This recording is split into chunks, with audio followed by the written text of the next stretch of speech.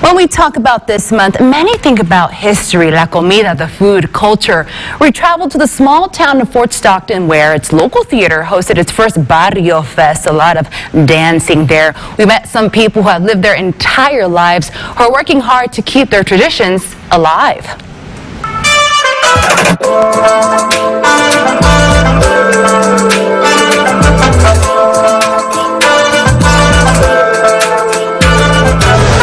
Honk for service.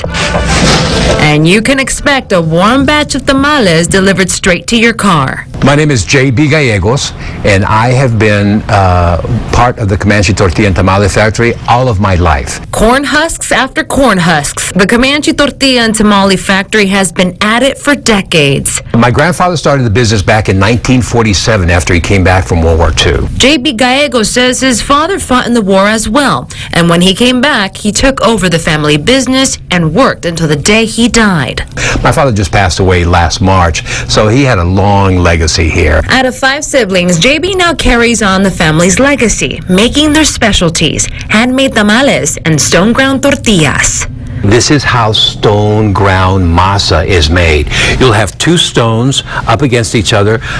The corn passes through here and it comes out as masa. Masa is the dough used to make tortillas and, of course, tamales. So we decided to go in the kitchen where the magic happens. Let's just say they don't hold back on the spice in the tamales. But it's the kind of spice that will make you want to come back for more. Do you ever get tempted in eating? There we go. Never mind. I guess we tempted him all right. The factory was recently recognized at Fort Stockton's first Barrio Fes for its 75 years in business, along with other spots in the area. It's an event that highlights the culture and impact the Hispanic community has made in the city's economic development throughout the years.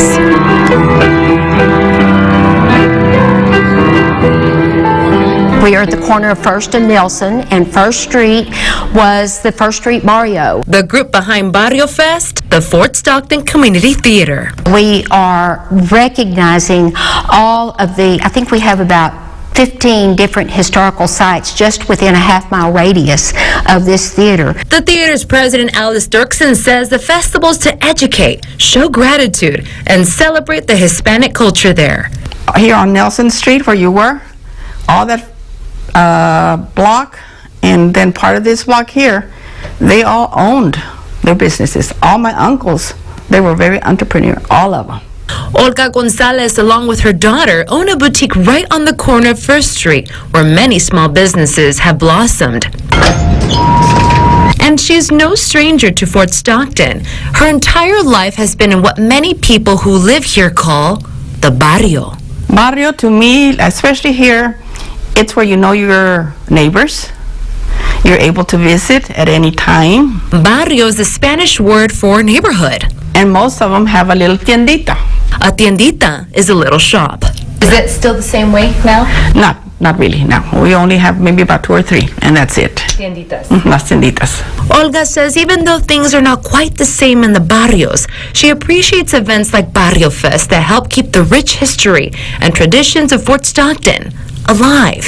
Well, I definitely think that it's important that the younger generation have a sense of pride and a sense of belonging to a very rich culture, and to know exactly what their ancestors went through coming to this country and becoming an integral part of America and the American dream.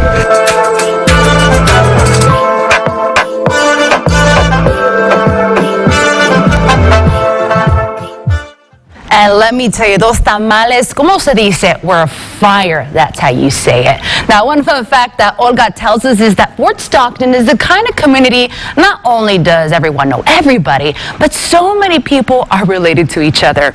Barrio Fest 2022 is already in the books, but the plan is to bring it back next year. You can read more about it right now on yourbasin.com.